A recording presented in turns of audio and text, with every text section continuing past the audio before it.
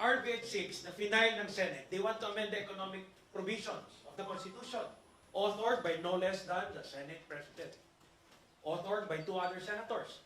So, the senators themselves are telling this country, our fellow Filipinos, na kailangan amendahan ang ating 37-year-old Constitution.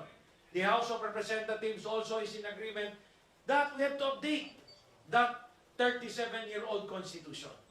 So, medyo nagugulan lang kung bakit yung discussion papunta sa People's Initiative na parang gusto lang, bakbakan ng isang tao. Why don't we elevate the level of discussion? Sabi nyo, RBH 6, authored by the Senate President, to amend economic provision. Anong sabi ng House? Yes, we are with it. We are with you, our friends in the Senate, in amending the economic provisions of this 37-year-old Constitution.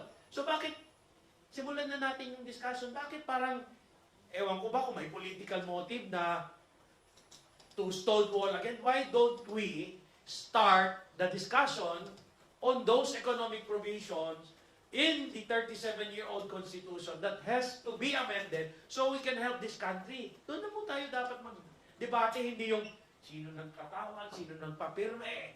The People's Initiative probably would not have happened this year if all the former speakers, Speaker Belmonte, Speaker Bebot Alvarez, Speaker Velasco, sino pa, lahat ng mga speaker na dumaan, had their proposal to update the 1987 Constitution, been heard, their proposals discussed, debated, and passed.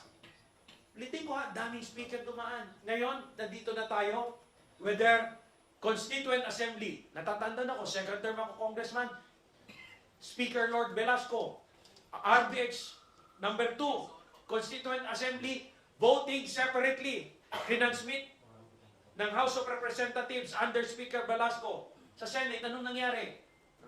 Wala. Nangyari. Ngayon, last year, ano sabi mo, Congress? Baka ayaw nila ng Constituent Assembly. Konkon natin. Binago. Last year, 302 authors. Constitutional Convention. Para wala ng senator, wala ng congressman, ang tao ang maghahalal ng kanilang konkon delegate.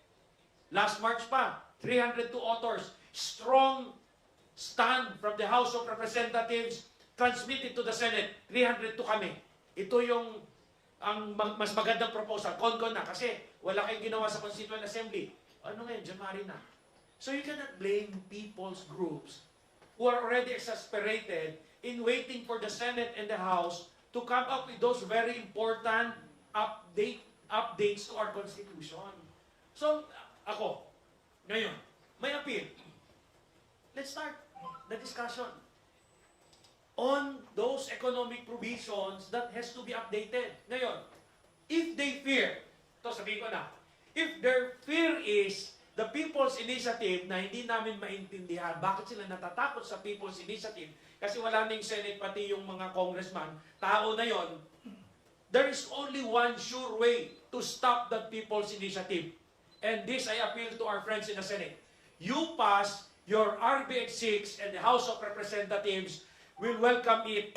You transmit it to us, we will welcome it with 2 open arms. Version nyo na. Kayo na bahala, magbalangkas kung anong version gusto nyo, anong economic provision. You pass RBH 6, the People's Initiative will be dead in the water because everyone knows there can never be 2 initiatives in the span of 5 years. Unahan na natin. We will be with the Senate. Ipasa nyo, version nyo. Kayo na, a-adapt na namin. Well, no questions asked. Diba? Sabi ni Speaker, maski blood compact pa. Sige, mag-blood compact tayo. Baka iniisip nyo kung ano-ano yung mga guni-guni ninyo. Blood compact tayo, ipasa natin. Kasi kailangan ng Pilipinas yan To amend the economic provisions, we need to update the 37-year-old Constitution. You transmit it to us, we hold a plebiscite, paano pa magpe-plebiscito yung People's Initiative? Patay na siya. Diba? How do you stop that? Unahan natin. Hindi pwede 2 plebiscito in the span of 5 years. Ipasa ang Senate version, RBH 6, authored by the Senate President, the House of Representatives will adopt it. Sabi ni Speaker, blood compact pa. Para walang duda-duda na kung anong klaseng version pa. Version na nila, economic provision. So, by that, Ang conclusion, patay yung People's Initiative. Unahan na natin. Magsama tayo, Senate and House, let us pass those amendments which our country badly needed. Jo, I totally agree with you. No? Ang masasabi ko lang, pag pinasa po ng Senado ang RBH 6, I hope they do it with a sense of urgency. Pag nag-commit naman sila, sigurado naman tatrabahuhin sana nila. Hindi naman pwedeng sasabihin, magko-commit po kami, pero uupuan namin and we will take our time. There are times that we have to work with a sense of urgency, and this is one of them. Our country needs reforms, and we should work with a sense of urgency. And definitely, we should not operate with the dynamics of fear. Irrational fear is never a valid motive to deal with our job dito sa legislation. Okay, i-add ko lang, ano yung urgency? Everybody knows. In each administration, if you embark on this kind of proposal, amending the Constitution, yung second half pala na yun eh. Kasi lahat is thinking of another administration. Everybody is in the mindset, if we would want to make this happen and not get left behind for another 6 years, we have to do it now. Kailan po yung now? Feb, March, bakit? Magpa-filing ng October eh. Lahat yan, busy na sa kampanya. Kung nabibisi nga sa investigasyon, what more for their national campaign?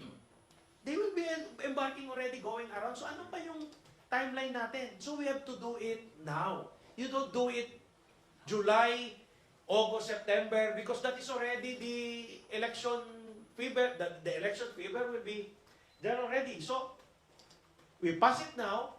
Actually, version na nga nila. Hindi na kami magkikipagdebate sa kanila. Ano yung mga economic provision na pinopose ni Senate President, authored by the other senators? Okay na, pasan nyo na. Gusto nyo, transmit na dito February, okay na kami. Para matapos na kasi medyo masakit yung mga akusasyon. Whether may politika dyan, we want to perpetuate, or somebody wants to perpetuate himself in power. Nandun po yung version namin. RBH 6 namin, nandun po. Walang political doon eh. It's an open record. They can check the records of the Senate. It's open. They can check even previous Congress, RBH number 2. Economic po yun lahat. Walang political. So, let us not mislead the Filipino people. No? Let us show to our country that we are what? Pass RBH 6, everything else will be dead in the water. Yeah.